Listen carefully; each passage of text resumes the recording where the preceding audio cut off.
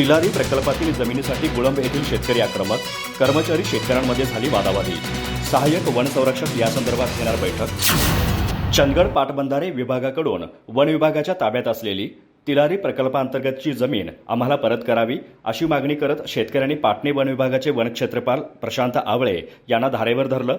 Advocate Santosh माळवीकर यांच्या नेतृत्वाखालील शेतकऱ्यांनी आक्रमक भूमिका घेतल्यानं सकाळपासून वातावरण तणावपूर्ण बनलं होतं।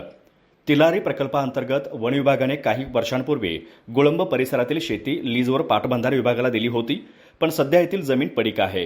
यंदा मे महिन्याच्या सुरुवातीला पाटबंधारे विभागाने परत ती जमीन वन विभागाच्या ताब्यात दिली आहे, पण त्या जमिनीचा आम्ही बरेच वर्ष कर भरला आहे, त्यामुळे ती जमीन वन विभागाने आम्हाला परत करावी यासाठी गुळंब येथील शेतकरी आक्रमक झाले होते। गावातील महिलांसह सर्वांनी एकवटत ट्रॅक्टरने जमीन नांगरण्यास सुरुवात केली असता वन विभागाच्या कर्मचाऱ्यांनी त्यांना रोखलं। यावेळी 2 ते 3 तास वन विभागाचे कर्मचारी आणि शेतकरी यांच्यात मोठी वादावादी झाली।